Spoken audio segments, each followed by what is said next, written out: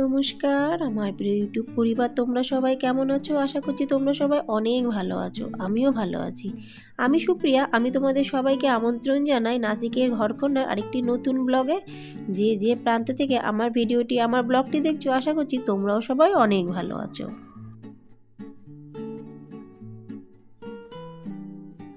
মেয়ে দুটোর আর দুটো মাত্র পরীক্ষা বাকি আছে। আজকের আর কালকের পরীক্ষা দুটো হয়ে গেল শান্তি। তা ওরা স্কুলে চলে গেছে, অল্প একটু ওয়াকিং করে আমি চলে আসলাম ফটাফট ঘরে। আজকে আর টাইম লস করব না।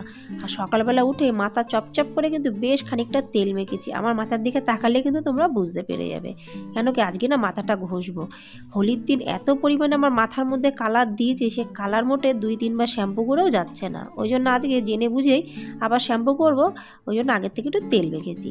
তা যত বাসি কাজ আছে আশিবাসি কাজগুলো একটু ফটাফট করে নিই, তারপরে স্নান করে পুজো দিয়ে রান্নাটা শুরু করব। আজকে মেয়েরা সেরকম খাবার নিয়ে যায়নি, কেন কি স্কুলে পরীক্ষা তো, বলে মাম্মা খুব হালকা পাতলা খাবার দাও, নাহলে থেকে যায়। বললাম ঠিক আছে। ওই জন্য গোলা রুটি বানিয়ে দিয়েছি, আর বানিয়ে দিয়েছি একটু সাবুদানার খিচুড়ি। তা ঘরে এসে মোটামুটি আধা ঘন্টা থেকে একটু কম লাগলো আমার সমস্ত বাসি কাজ শেষ করতে, কেন কি সেরকম একটা কাজ ছিল না। আর যদিও আমি যদি রান্নার দিকে যেতাম তাহলে কিন্তু একটু কাজটা বেশি হতো, যেহেতু এখন কোনো রান্নার পর্বই নেই। ওই জন্য মোটামুটি যদি ধরি তাই ওই আধা ঘন্টার মধ্যে কিন্তু আমার সমস্ত বাসি কাজ সুন্দরভাবে হয়ে গেছে। আর এই দেখো, কালকে কর্তামশাই কটা বেগুন নিয়ে এসেছে। এখানে আছে 1 পাও বেগুন, এটা দিয়ে আমি বেগুন মশলা বানাবো। তা ভাবলাম বেকার ফ্রিজে কেন তুলবো, যখন বানাবো ওই জন্য বাইরেই রেখে দিয়েছি। আর এই প্যাকেটটা দেখতে পাচ্ছ, এর মধ্যেও কিছু আছে। আর তারপরে নিয়ে এসেছে জিলাপি, যেরকম এনেছে সেরামই রেখে দিয়েছিলাম, কিছুটা খেয়েছিলাম। পেপারের মধ্যেই আছে, এখন আর কিছু খাবো দাবো না। ওগুলো তোমাদের দেখালাম। তারপরে কিন্তু আমি স্নান করে চলে এসেছি পুজো দিতে।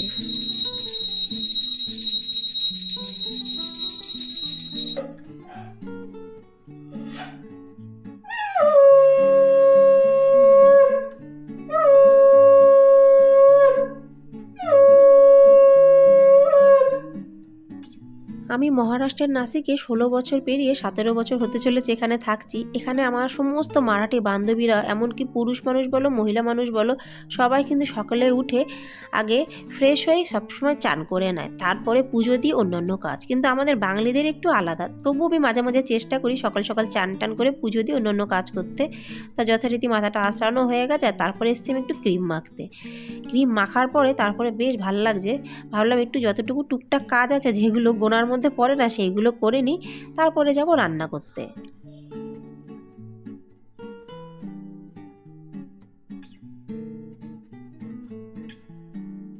তা রান্না করতে যাওয়ার আগে ভাবলাম যে জামা কাপড়গুলো ধুলাম সেটা একটু মিলিয়ে দিই। জামা কাপড় বলতে সেরকম কিছুই না, আমার একটা নাইটি আর এই তাওয়ালগুলো একটু ওড়না, এগুলো ধুলাম, এগুলো একটু মিলিয়ে দিই। জামা কাপড় কিন্তু প্রচুর আছে, মেশিনে কালকে দেব।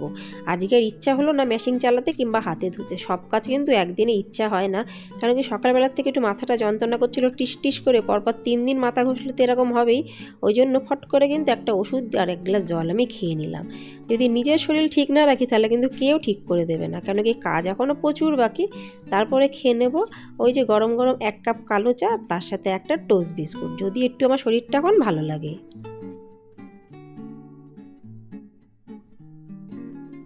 এতটা শরীর খারাপ লাগতো না, যেহেতু হোলির দিন এত পরিমাণে ভিজেছি। নর্মাল জল না যে বালতি দিয়ে জল ছড়াছড়ি, সেসব না, উপরে যেমন রেনফল হয় না ওরকম টাইপের সমস্ত জায়গায় কিন্তু পাইপ দিয়ে করেছিল। হোলির ভিডিওটা দেখলে তোমরা অবশ্য বুঝতেই পেরেছিলে।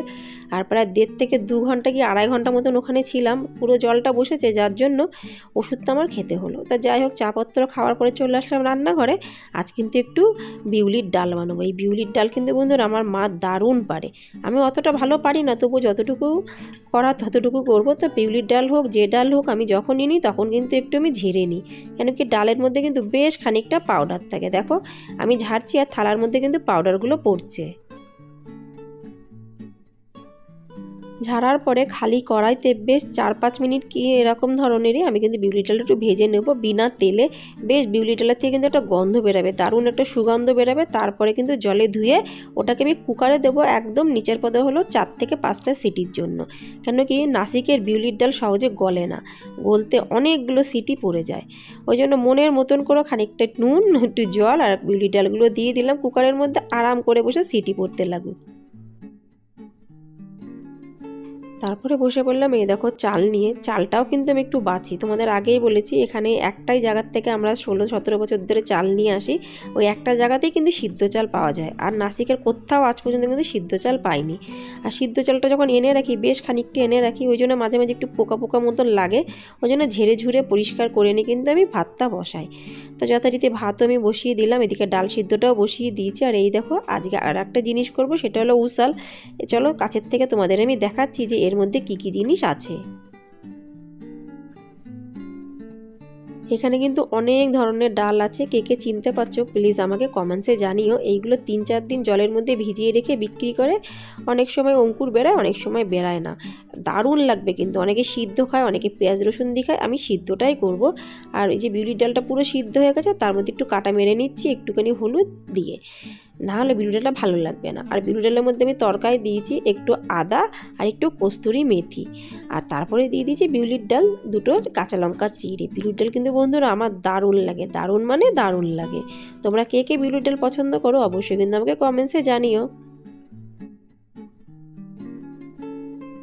বাচ্চারা ঘরে নেই বলে দেখো আরাম করে সমস্ত কাজবাজের সাথে সাথে পুজো টুজো হয়ে গেল, রান্না শুধু বাকি আছে। আর বাচ্চারা ঘরে থাকলে যে কি কাণ্ড হয় সেটা আমার ব্লগ দেখলে তোমরা বুঝতেই কিন্তু পারো। আর তার সাথে সাথে বানাবো বেগুন ভাজা আর মূলো ছেচকি। মূলোগুলো বেশ একটু বয়স হয়ে গেছে, তো ভাবলাম যে না, এটা আজকে ছেচকি করে দিই একটু বাদাম ভেজে, খেতে কিন্তু ভালোই লাগবে। একটু টাইম লাগবে মূলো ছেচকি করতে বন্ধুরা, বেশ টাইম লাগে, বেগুন ভাজতে কিন্তু মোটেও টাইম লাগে না।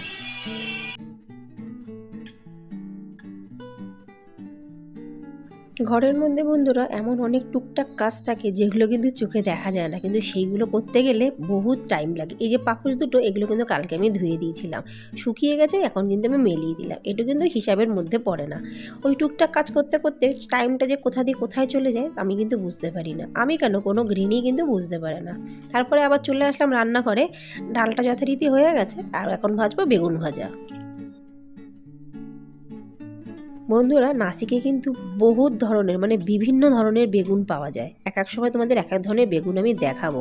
আজকে যেমন প্রথমে দেখলাম একটা বেগুনি টাইপের বেগুন, আর এখন ভাবছি কালো রঙের বেগুন। বিভিন্ন ধরনের বেগুন কিন্তু নাসিকে পাওয়া যায়, কারণ এখানের মানুষ কিন্তু বেগুনের অনেক প্রকারের সবজি বানায়। তাই যথারীতি বেগুন ভাজাটা বসিয়ে দিচ্ছি, একটু তো টাইম লাগবে, আমি একদম ধিমে আঁচে করি।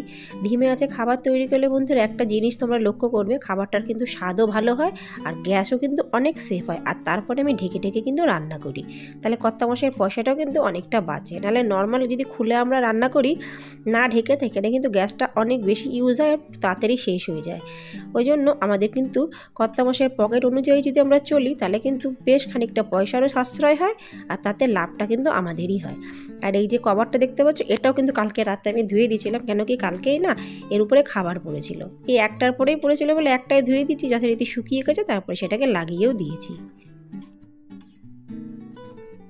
বন্ধুরা আমরা যদি ঘরে একটু বুঝে শুনে চলি সমস্ত সব দিক থেকে, তাহলে কিন্তু বেশ খানিকটা পয়সা কিন্তু বাঁচে, যেটা আমরা সংসারের কাজে বিভিন্ন কাজে কিন্তু ব্যবহার করতে পারি।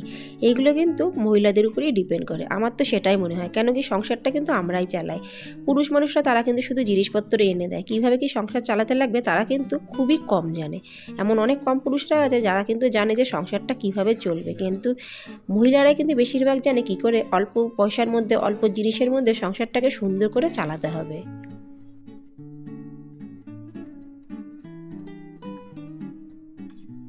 মোটামুটি আমার কিন্তু সমস্ত রান্না কমপ্লিট, আর আজকে কিন্তু পুরোপুরি নিরামিষ বানিয়েছি, কোনো পেঁয়াজ আদা দিয়েছি একটু ডালের মধ্যে কোনো পেঁয়াজ রসুন কিন্তু আমি আজকে ছোঁয়াইনি। যখন নিরামিষ করবো তো পুরো নিরামিষ, যখন আমিষ করবো তো পুরো আমিষ। তারপরে বসে গেলাম এই যে এক গাদা জামা কাপড় ভাঁজ করতে।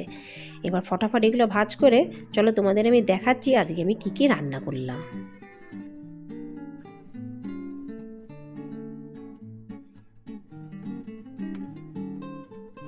এই দেখো বন্ধুরা নিরামিষ বিউলির ডাল।